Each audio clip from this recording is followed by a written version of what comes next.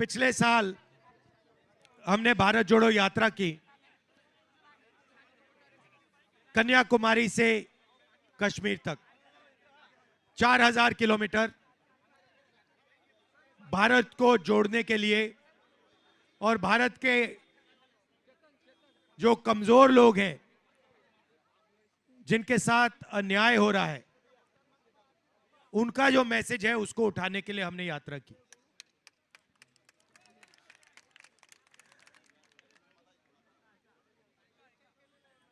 यात्रा में बहुत सारे लोग आए, हमसे मिले और उन्होंने कहा देखिए आप भारत जोड़ो यात्रा कर रहे हो, मगर ऐसे बहुत स्टेट हैं जहां आप जा ही नहीं रहे हो।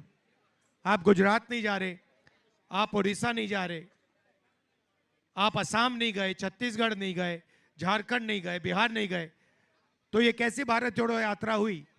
आपको दूसरी भारत जोड़ो यात्रा करनी चाहिए, ईस्ट से वेस्ट करनी चाहिए। तो हमने मणिपुर से शुरू किया, आज हम यहां आपके सामने महाराष्ट्र में खड़े हैं, और इसमें हमने न्याय शब्द जोड़ दिया।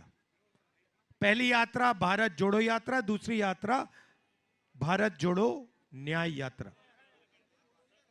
इसमें न्याय शब्द क्यों जोड़ा? क्योंकि हिंदुस्तान में गरीब लोगों के साथ,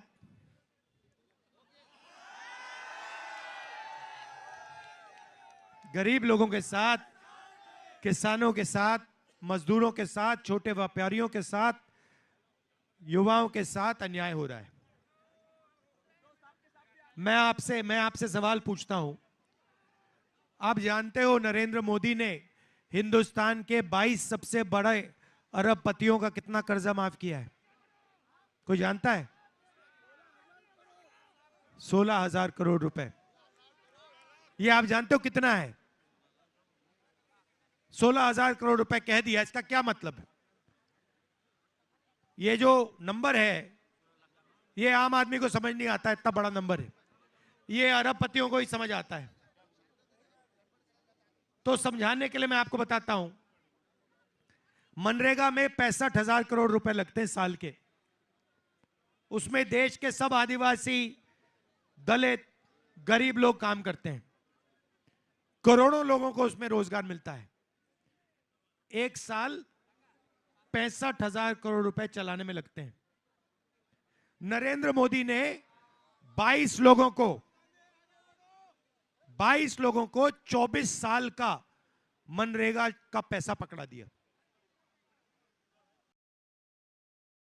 24 साल का जो पैसा मनरेगा में लगेगा, वो नरेंद्र मोदी ने 22-25 लोगों को पकड़ा दिया। आदिवासियों को कितना कर्जा माफ किया उसने? आपका 1 रुपया माफ किया? किसानों का कितना किया? दलितों का, गरीबों का कितना किया? बेरोजगार युवाओं का? यहां पे बहुत सारे युवा हैं जो ट्रेनिंग कर रहे हैं, ट्यूशन फीस के लिए उन्होंने उधार लिया, पढ़ाई के लिए उधार दिया, उनका कर्जा माफ किया नरेंद्र मोदी ने? एक का नहीं करता वो। मगर हिंदुस्तान के अरबपति हैं, उनका 24 घंटा काम होता है।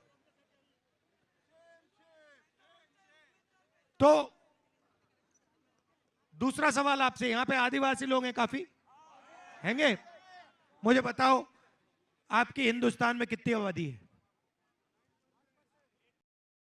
जोर से बोलो भाई, आदिवासी हो?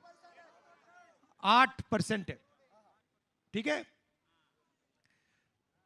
तो अगर हिंदुस्तान में आपने 100 लोग खड़े किए, उसमें से 8 लोग आदिवासी होंगे, सही? दलित कितने? 15% है। पिछड़े कितने? 50%। माइनॉरिटी कितने? 15%। ओबीसी बोलो, सही बात है,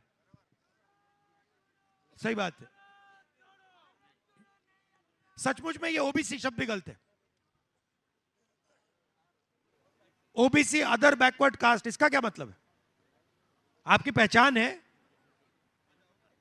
तो 50% ओबीसी, 15% दलित, 15% माइनॉरिटी, 8% आदिवासी, कितने होते हैं? 50 और 15 65 और 15 80 और 8 88। आपकी पॉपुलेशन, आपकी आबादी 88% है ना?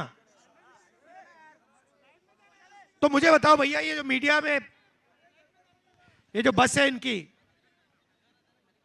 मीडिया के जो मालिक हैं हिंदुस्तान के, जो बड़ी बड़ी मीडिया की कंपनी चलाते हैं, उसमें आपके कितने लोग? चलो अभी सिर्फ आदिवासियों की बात करते हैं। मीडिया के मालिकों में, मीडिया के जो बड़े बड़े पत्रकार हैं, जो इन्फ्लुएंसर हैं, उसमें आदिवासी कितने? क्यों नहीं? क्यों नहीं चाहिए? भैया आप क्या कह रहे हो? नहीं चाहिए का क्या मतलब? आपकी, अरे भाई सुनो सुनो, देखो भैया, नहीं बात समझो, बात समझो। आपने कमरे में 100 लोग खड़े कर दिए, कमरे में, ठीक है, और फिर आपने कहा कि देखिए 100 में से 88 दलित, पिछड़े, आदिवासी लोग हैं। 88% पोजीशन लेंगे या ऐसे बैठे रह जाएंगे? आप अपनी शक्ति पहचानो। आपको अपनी शक्ति ही नहीं समझ आ रही है। जैसे ही आपने अपनी शक्ति पहचानी, देश हिल जाएगा। आपका मीडिया में एक आदमी नहीं है। एक पत्रकार का नाम बता दो, नेशनल लेवल का एक पत्रकार का नाम बता दो, आदिवासी का नाम बता दो। नहीं एक बताओ, मैं पहले एक बता दो, नाम बता दो। नेशनल लेवल पे आप टीवी देखते हो, एक, भैया भैया डिस्टर्ब मत करो यार, डिस्टर्ब मत करो भैया, लोग सुन रहे हैं ना, आप क्यों तंग कर रहे हो? बाद में जितने नारे लगाने ला रहे, यहां पे खड़ा करके नारे लगवा लेंगे, ठीक है? तो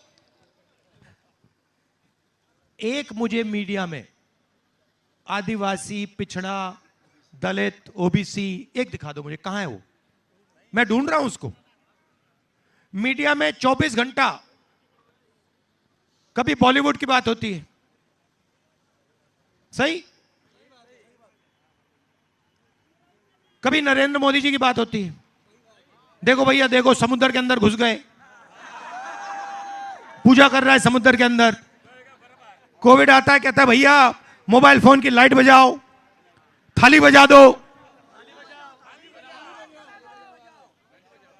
तो मीडिया में आपकी बात क्यों नहीं आती? आपका कोई है ही नहीं, आपका वहां पे कोई है ही नहीं, बात कैसे आएगी? कभी आपने मीडिया में देखा कि आदिवासियों की जमीन देश में 24 घंटा छीनी जाती है? कभी देखा आपने? क्यों नहीं देखा? आपका वहां कोई है ही नहीं। बॉलीवुड की बात करते हैं, चलो बताओ भैया, बॉलीवुड में मुझे एक दलित, एक आदिवासी एक्टर का नाम बता दो, एक ओबीसी एक्टर का नाम बता दो मुझे। नहीं, आप देखते रहते हो, आप देश को देखते हो, 88% आपकी आबादी, आप मीडिया की ओर देखते हो, कहते हो भैया हमारा तो है ही नहीं। फिर दूसरी ओर देखते हो, कहते हो भैया हिंदुस्तान की सबसे बड़ी 200 कंपनी है, उनकी मालिकों की लिस्ट निकालो, उसमें बता दो कितने हो आप लोग। अदानी पिछड़े वर्ग का है, ओबीसी है, दलित है, आदिवासी है, तो फिर अंबानी भी वही है। लिस्ट निकालो भाई, 200 में आपसे आपका एक नहीं मिलेगा। मैंने निकाली है, ऐसे नहीं बात करता मैं। आप लिस्ट निकालो, आपको वहां एक ओबीसी नहीं मिलेगा, एक दलित नहीं मिलेगा, एक आदिवासी नहीं मिलेगा, कोई नहीं मिलने वाला। वहां पे 5% का राज चल रहा है, उसमें गरीब जनरल कास्ट भी नहीं है। गरीब जनरल कास्ट का बच्चा अगर मीडिया में बड़ा पत्रकार बनना चाहे, मीडिया कंपनी का मालिक बनना चाहे, वो भी नहीं कर सकता। नहीं देंगे, आगे जाने नहीं देंगे। शक्ति पहचान अपनी। कैसे कैसे रोकेंगे आपको? जिस दिन आपको बात समझ आ गई, 88% को कोई नहीं रोक सकता, कोई नहीं रोक सकता। और वो 88 नहीं है, क्योंकि उसमें 5% गरीब जनरल भी जोड़ दो तो आप मीडिया में नहीं हो और कॉर्पोरेट में नहीं हो, तो आपके लिए नरेंद्र मोदी जी ने फसल बीमा योजना शुरू की। सही? ठीक है, तो मुझे बताओ, फसल बीमा योजना का कितना पैसा आता है हिंदुस्तान की सरकार से? बताओ। आपको ये सब आंकड़े मालूम होने चाहिए भाइयों बहनों। फसल बीमा योजना का कितना पैसा हिंदुस्तान की सरकार भेजती है, कितना पैसा स्टेट की सरकार डालती है? बताओ। 35,000 करोड़ रुपया फसल बीमा योजना में दिया जाता है। किसका पैसा है? 88% का जीएसटी से आता है, राइट? अब मुझे बताओ, अभी ठहर जाओ, 16 कंपनियां हैं, नाम दे दूंगा आपको। 16 कंपनियों को 35,000 करोड़ रुपए मिलता है। 16 कंपनियों की मैंने लिस्ट निकाली, मालिकों में आपका एक भी नहीं, सीनियर मैनेजमेंट में आपका एक नहीं। आंधी आती है, तूफान आता है, आपका नुकसान होता है, कंपनी वाले कहते हैं भैया आप जानो, आपका काम जाने, हम आपको बीमा का पैसा नहीं देंगे। होता है ना? तो पैसा आपका 88% का जीएसटी से आया, गया 16 कंपनियों के हाथ में, वहां आपका एक आदमी नहीं। और जो पैसा आपके लिए भेजा था, बीमा योजना के लिए भेजा था, जब आपको जरूरत पड़ती है आपसे कहते भैया तुम कटो यहां से, परे हो जाओ, तो आप बड़ी कंपनियों में नहीं। मुझे बताओ, प्राइवेट अस्पतालों के मालिकों में आपके कितने? प्राइवेट अस्पताल का चलता कैसे है?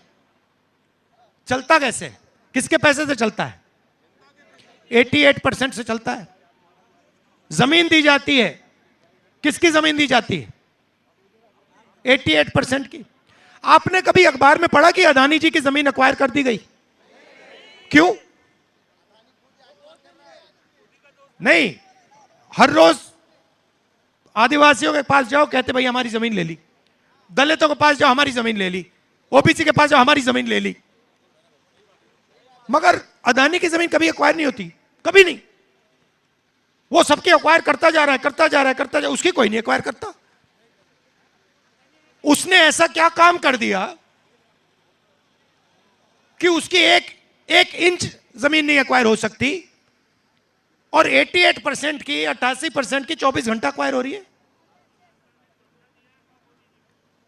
वेदांता ने दिया, सबने दिया भैया। आप मोदी जी को समझो, मोदी जी का काम, मोदी जी बोलते हैं कि मैं ओबीसी हूं।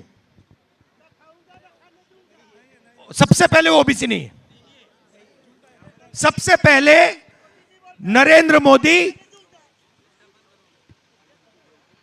जनरल कास्ट के व्यक्ति थे। गुजरात में बीजेपी ने कानून बदला और उनकी जात को ओबीसी बनाया। मगर सवाल यह नहीं है कि नरेंद्र मोदी ओबीसी हैं या नहीं। सवाल यह है कि नरेंद्र मोदी जी ने पिछले 10 सालों में 88% के लिए क्या किया। ये तो अब ना आप मीडिया में, ना प्राइवेट अस्पताल आपके हाथ में, प्राइवेट कॉलेज, प्राइवेट स्कूल बता दो मुझे, बता दो ये बड़े बड़े जो प्राइवेट स्कूल कंपनीज हैं, कॉलेज चलाने वाली कंपनी है, बता दो इसमें इनके मालिकों में बता दो पिछड़ा कौन, ओबीसी कौन, दलित कौन, आदिवासी कौन, बता दो, नाम बता दो। एक नहीं। तो आप इधर उधर देख रहे हो इसके बारे में कुछ कभी करोगे नहीं करोगे? मैं आपको बता रहा हूं कि आपसे 24 घंटा चोरी हो रही है और आप सिर हिला रहे हो, यूं कर रहे हो। इससे क्या होगा? इससे क्या होगा? सिर हिलाते जा रहे हो, इससे क्या हो रहा है तुम्हारा? कुछ हो रहा है? ये देखो, ये सवाल उससे भी गहरा है, ये सवाल उससे भी गहरा सवाल है। मैं फालतू सवाल नहीं करता हूं। यह सवाल है कि हिंदुस्तान की 88% आबादी को इस देश में कोई भागीदारी क्यों नहीं है, यह सवाल है। आप हाई कोर्ट देखो, 650 हाई कोर्ट के जज हैं हिंदुस्तान में। सारे के सारे जो केसेस होते हैं, न्याय ये लोग देते हैं, राइट? 10 साल लग जाते हैं आपके, 20 साल लग जाते हैं आपके, लोग मर जाते हैं, केस चलता रहता है। 650 में से 88% के कितने? 100। और वो भी 100 छोटे छोटे केस करते हैं। 3% के हाथ में जुडिशरी, पैसा, कॉरपोरेट, मीडिया, ईवीएम, सब हाथ में। और आपसे कहते हैं भाई और बहनों, नहीं, आपसे कहते हैं आधी रोटी खाओ, प्रभु के गुण गाओ, भूखे मर जाओ। आधी रोटी खाओ, प्रभु के गुण गाओ, भूखे मर जाओ। नहीं, और आप क्या करते हो? आप कहते हो हां जी, हाथ जोड़ते हो और कहते हो भैया ठीक है, आप सब उठा के ले जाओ, हम यहां पे मतलब हाथ जोड़ के प्रभु के गुण गा रहे हैं, भूखे मर रहे हैं। हंसी आ रही है आपको? नुकसान तो आपका हो रहा है। हाँ, गुस्सा आ रहा है, गुस्सा आना चाहिए। अब आप मुझे कहोगे, देखो राहुल जी, आपने हमें मीडिया का बता दिया, आपने हमें सबसे बड़ी कॉर्पोरेट्स का बता दिया, मगर सरकार में तो हमारे लोग हैं, सरकार में तो हमारी भागीदारी है। हमारा ओबीसी प्रधानमंत्री है। तो मैं आपको सरकार का बताता हूं। हिंदुस्तान की सरकार को एमएलए नहीं चलाते, एमपी नहीं चलाते। हिंदुस्तान की सरकार को 90 आईएएस अफसर चलाते हैं। मैंने देखा है, मैंने अंदर से देखा है, मैंने सिस्टम को बिल्कुल अंदर से बैठ के देखा है। इसलिए बीजेपी वाले इतनी नफरत करते हैं मुझे। मैं सब समझता हूं इसके बारे में, सिस्टम के बारे में। तो 90 लोग चलाते हैं। मनरेगा योजना बनती है, कांग्रेस पार्टी कहती है मनरेगा बनेगी, मगर जो फाइन ट्यूनिंग होती है वो 90 लोग करते हैं। रेलवे बजट जाता है, कहां जाएगा, कैसे जाएगा, ये 90 लोग निर्णय लेते हैं। अग्निवीर होगा नहीं होगा, कैसे होगा, 90 लोग। 90 में से 88% के कितने? ओबीसी 3, 50% आपकी आबादी। दिल्ली की सरकार में आपके 3, लिस्ट दे दूंगा आपको। बड़ी मिनिस्ट्री में आपको कोई ओबीसी नहीं मिल सकता, कोई दलित नहीं मिल सकता, कोई पिछड़ा नहीं मिल सकता। फाइनेंस मिनिस्ट्री में आपको एक नहीं मिलेगा, डिफेंस मिनिस्ट्री में एक नहीं मिलेगा, शिक्षा की मिनिस्ट्री में एक नहीं मिलेगा। स्पोर्ट्स मिनिस्ट्री में शायद डाल दें।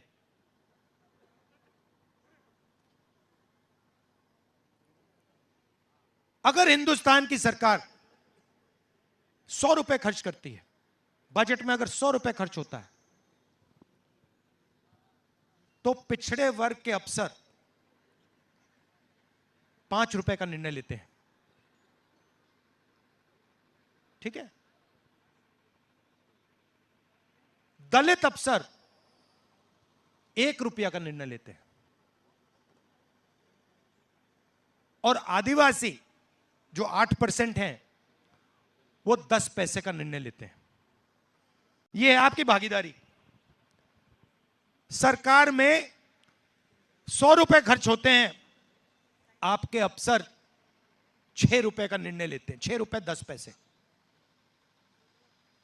बाकी सब 3%।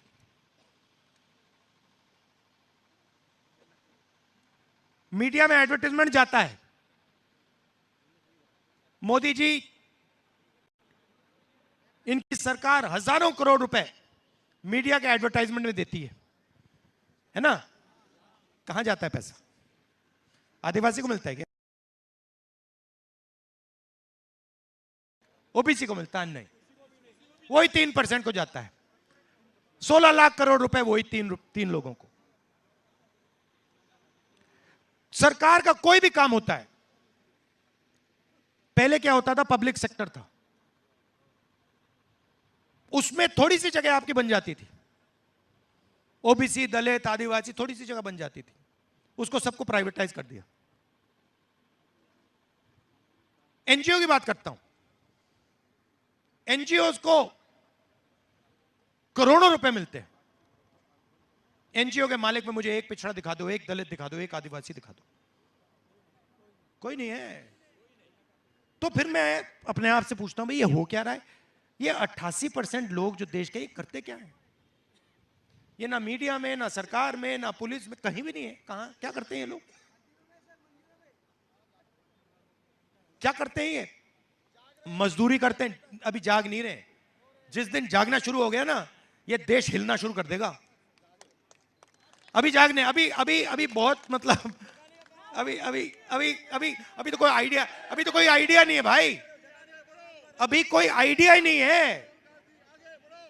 कैसी कैसी कैसी चोरी हो रही है, देखो मैंने अंदर से देखा है। सिस्टम को मैं बहुत अच्छी तरह जानता हूं, किस प्रकार से 88% को लूटा जा रहा है। आप मुझे एक योजना दे दो, मैं आपको बता दूंगा इसमें ऐसे किया जाता है। अग्निवीर की बात करनी है, बता देता हूं। फैशन का टॉपिक है आजकल।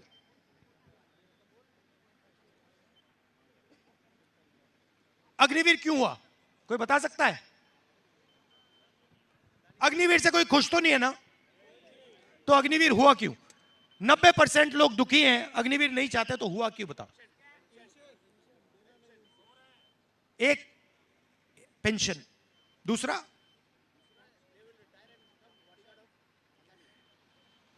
सबसे पहले क्या होगा? 4 लोगों को लिया जाएगा, ठीक है?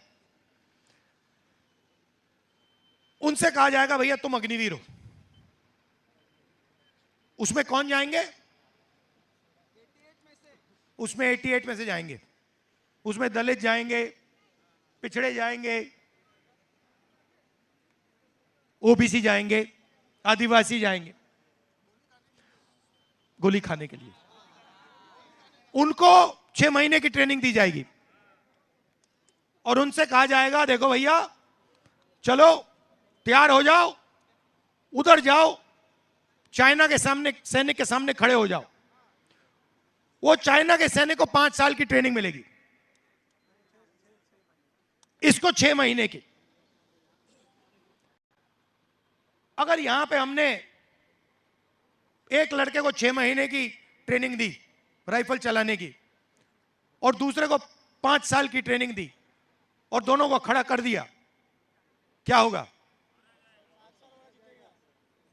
5 साल वाला उड़ा देगा, उसको पता भी नहीं लगेगा क्या होगा। सही बात। तो फिर ये 88% और उसमें 5% जनरल कास्ट के जोड़ दो, वो जाएंगे। युद्ध होगा तो लाशों की लाइन बनेगी, लाशों की लाइन निकलेगी। फिर उनसे कहा जाएगा देखो भाई, तुम अग्निवीर हो, तुम्हें शहीद का दर्जा नहीं मिल सकता, क्योंकि इस देश में शहीद 88% नहीं हो सकते। शहीद सिर्फ 2-3% लोग हो सकते हैं। तो दो तरीके के शहीद बनेंगे, एक 88% और दूसरा 3-4%। 3-4% वाले को पेंशन मिलेगी, कैंटीन मिलेगी, मेडल मिलेंगे, सब कुछ मिलेगा। 88% को कहा जाएगा भाई तेरे को पेंशन नहीं मिलेगी, तेरे को कैंटीन नहीं मिलेगी, शहीद हो जाएगा तो तू शहीद नहीं हुआ, तू मर गया, मगर शहीद नहीं हुआ, गोली मिलेगी, राइट। और जो पहले आदर मिलता था गांव में कि देखो एक सर्विसमैन है, ये देखो ये हिंदुस्तान के झंडे के लिए खड़ा हो गया था, वो जो आदर है वो भी नहीं मिलेगा। तो जो आपका पैसा था, पेंशन का पैसा था, 88% का पेंशन का पैसा था, कैंटीन का पैसा था, ट्रेनिंग का पैसा था, वो कहां जा रहा है? वो अदानी के पास जा रहा है। अब आप एक काम कीजिए, इंटरनेट पे जाइए, अदानी डिफेंस कंपनी को खोलिए। अदानी डिफेंस कंपनी को खोलेंगे तो आपको दिखेगा कि हथियार भी वो बनाता है, राइफल भी वो बनाता है, पिस्तौल भी वो बनाता है, ड्रोन भी वो बनाता है, गोला बारूद भी उसका। पहले क्या होता था, पहले एचएल बनाती थी। राफेल का ये जो हवाई जहाज है, ये हमने एचएल को दिया था, उसमें 88% के लोग बैठे थे। अब अदानी जी को गया, लाखों करोड़ रुपए का कॉन्ट्रैक्ट है, सीधा गया वहां पे अदानी जी का, अग्निवीर समझा दिया। और ये हर चीज के साथ हो रहा है, जीएसटी के साथ हो रहा है। जीएसटी कौन देता है? आपने ये शर्ट खरीदी, अच्छी ये शर्ट खरीदी, कितने की खरीदी आपने? ये चश्मे खरीदे, जैसे आप बिल्कुल बॉलीवुड स्टार लग रहे हो, दादा लग रहे हो। ये चश्मे कितने के थे? नहीं नहीं, ये चश्मे कितने के थे? 500, 5000 के, ठीक है, शर्मा के बोल रहा है। 5000 के आपने खरीदे, इसमें जीएसटी कितनी लगी आपकी? 28%। अगर यही चश्मे अदानी खरीदे, उसके कितने पैसे लगेंगे? उसके भी 28% टैक्स लगेगा। जितना टैक्स आप दे रहे हो उतना अदानी दे रहा है। आपकी आमदनी 50,000, उसकी लाखों करोड़ रुपए, तो जीएसटी तो आप देते हो। जीएसटी अदानी थोड़ी देता है, आप देते हो। और जीएसटी का पैसा अदानी लेता है। आप प्रभु के गुण गाते हो, वो पैसा गिनता है। आप प्रभु के गुण गाते हो, वो पैसा गिनता है। आपके बेटे सेल्फी पे सेल्फी लेते हैं, इंस्टाग्राम पे रील देखते हैं, एक दूसरे को मैसेज भेजते हैं, देखो भैया बॉलीवुड का डांस चल रहा है, देखो मोदी की हाथ पानी के अंदर, और अदानी का बेटा पैसा गिनता है। ये हो रहा है आपके साथ। तो शुरुआत क्या है? कहीं शुरुआत तो करनी पड़ेगी। शुरुआत है जाति जनगणना। जाति जनगणना मतलब सबकी गिनती पहले करो, ये हैं कितने। उसके बाद इकोनॉमिक सर्वे करो, हर संस्था का सर्वे करो। ये हमारे पुलिस में अफसर बैठे हैं, ठीक है, पुलिस का एक्सरे लो, इसमें दलित कितने, आदिवासी कितने, पिछड़े वर्ग के लोग, ओबीसी कितने, सीनियर लेवल पे कितने, जूनियर लेवल पे कितने, कॉर्पोरेट्स की लिस्ट निकालो, कितने ओबीसी, कितने दलित, कितने आदिवासी, कहां कहां बैठे हैं। धन का सवाल पूछना शुरू करो भाइयों और बहनों। उल्टी सीधी बातों में मत लगो। सवाल पैसे का है, देश पैसे से चलता है। आपको सिर्फ एक सवाल पूछना है। अदानी वो सवाल हर रोज सुबह पूछता है, आज हिंदुस्तान की सोने की चिड़िया से मुझे कितने पैसे मिले। यही सवाल है और कोई सवाल नहीं है। ये जो पुलिस की वर्दी है, ये पैसा है, ये पावर है। हाई कोर्ट जो है वो पैसा है, पावर है। पब्लिक सेक्टर जो है पैसा है, पावर है। आप यही सवाल पूछो, इस देश ने आज मुझे कितना पैसा दिया, पावर में कितनी भागीदारी दी। मैं 88% का हूं, मेरे लोग कहां हैं? यही सवाल है। कहीं नहीं है, मगर आप बस देखते रह रहे हो। आजादी की लड़ाई आप लोग लड़े थे, ये 88% लड़े थे भैया। जहां देखो, आप अपने जूते को और देखो, वहां भी वो बैठे हुए हैं। शर्ट देखो, उसके अंदर भी घुसे हुए हैं। आपने बाल कटाए ना आज, बड़ा अच्छा हेयर कट लग रहा है आपका। नाई ने बाल काटे ना, मगर जीएसटी उससे भी ले ली। तो जहां भी आप देखो, आपसे पैसा चूसा जा रहा है, चूसा जा रहा है, चूसा जा रहा है। मैं आपसे कह रहा हूं, बस ये देखना शुरू कर दो। सबसे पहला कदम कि यार पैसा जा कहां रहा है, और दूसरा कदम हमारे यहां कितना आ रहा है, हमारे गांव में कितना आ रहा है, हमारे युवाओं की शिक्षा में कितना जा रहा है, स्वास्थ्य में कौन दे रहा है। यह सवाल है। आदिवासियों के लिए 5 चीजें इंडिया सरकार करने जा रही है। मेरे पास यहां पे लिस्ट पड़ी है, मैनिफेस्टो में लिखा हुआ है। सबसे पहला काम, जो भी आपकी जमीन की मामले हैं, जहां आपको आपकी जमीन नहीं दी जा रही है, पट्टा नहीं दिया जा रहा है, उसको हम 6 महीने के अंदर आपके हवाले कर देंगे। फॉरेस्ट राइट एक्ट की जो क्लेम्स हैं, वो सारी की सारी 6 महीने में हम पूरा कर देंगे। जो जंगल और जमीन का हमने आपको अधिकार दिया, जो बीजेपी वाले आपसे छीनते हैं, उसको हम एक बार फिर आपके हवाले कर देंगे। अब ये ऐतिहासिक बात आपको बताने जा रहा हूं। आप 6 शेड्यूल को जानते हो? 6 शेड्यूल आपने सुना है? 6 शेड्यूल किसी ने सुना है यहां पे? नहीं। कमाल की बात है। हाँ, 6 शेड्यूल मतलब जो लोकल सरकार होती है उसके हाथों में पावर होती है। 6 शेड्यूल मतलब जो गांव है, जो छोटे छोटे कस्बे हैं, पावर उनके हाथ में होती है। ठीक है? तो हमने निर्णय लिया है, जहां भी देश में आबादियों की 50% से ज्यादा, आदिवासियों की 50% से ज्यादा आबादी है, वहां पे 6 शेड्यूल लागू कर दिया जाएगा। मतलब ये आपके ऊपर से जो राज होता है, वो ऊपर से नहीं होगा, आप अपना राज करोगे पूरे हिंदुस्तान में, जहां भी आपकी आबादी 50% से ज्यादा है। और आखिरी काम, किसानों के लिए हमने लीगल एमएसपी लागू की है, करने जा रहे हैं।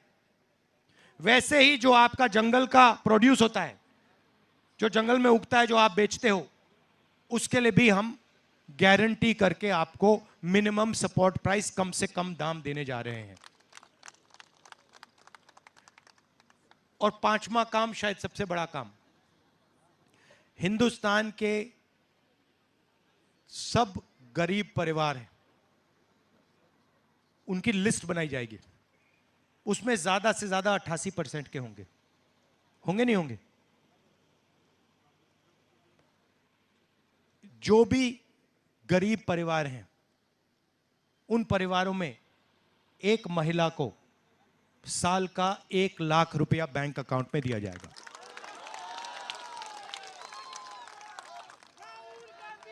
सीधा हर महीने आपके बैंक अकाउंट में पैसा आएगा। सभी कास्ट को, जनरल कास्ट, ओबीसी, दलित, आदिवासी, जो भी गरीब है, 1 लाख रुपया। खाउटी के उसकी तो बात बोलने की जरूरत ही नहीं, वो तो हम करेंगे ही करेंगे महाराष्ट्र में। तो 1 लाख रुपया, देखिए क्या होता है। पुरुष काम करता है, फैक्ट्री में जाता है, फैक्ट्री में काम करता है, सही बात। महिला क्या करती है? महिला बाहर जाके काम करती है, उसकी एक शिफ्ट वो हो गई, और दूसरी शिफ्ट क्या होती है? घर को चलाती है। तो महिला डबल काम करती है। आपके जैसे जाके जॉब करती है, और फिर जब आप घर आते हो, घर का पूरा काम, बच्चों का पूरा काम, स्कूल में मदद, खाना, भोजन, डबल काम करती है। उस डबल काम के लिए हिंदुस्तान की सरकार ने महिला को कभी सैलरी नहीं दी, पैसा नहीं दिया। ये हम फ्री में नहीं दे रहे पैसा। ये मत सोचिए कि 1 लाख रुपए हिंदुस्तान की गरीब महिलाओं को फ्री में दिया जा रहा है, नहीं। वो जो हिंदुस्तान के फ्यूचर जनरेशन के लिए मेहनत करती हैं, 7-8 घंटे रसोई में काम करती हैं, घर में काम करती हैं, उसके लिए 1 लाख रुपया उनको दिया जा रहा है। तो ये 5 काम हम आपके लिए करने जा रहे हैं। हिंदुस्तान में इस कानून के बाद आपको कोई ऐसा घर नहीं मिलेगा जिसकी आमदनी साल में 1 लाख रुपए से कम होगी। एक झटके से हम गरीबी को उड़ा देंगे। मगर मेन सवाल भैया आप भूलो मत, मेरा मेन मैसेज यह है कि आप 88% हो। आप अपने हक के लिए बोलना और लड़ना शुरू करो, क्योंकि बहुत आसानी से, मैं आपको ये समझ नहीं आ रही बात, ये बहुत आसानी से किया जा सकता है। मुश्किल नहीं है ये। आपने थोड़ा सा दबाव डाला, ये सारी संस्थाएं के दरवाजे खुल जाएंगे। हाँ, बब्बर शेर सो रहे हैं, बब्बर शेर सो रहे हैं। जग जाओ भाइयों और बहनों, शेर और शेरनियां जग जाओ। धन्यवाद। न्याय का हक मिलने तक।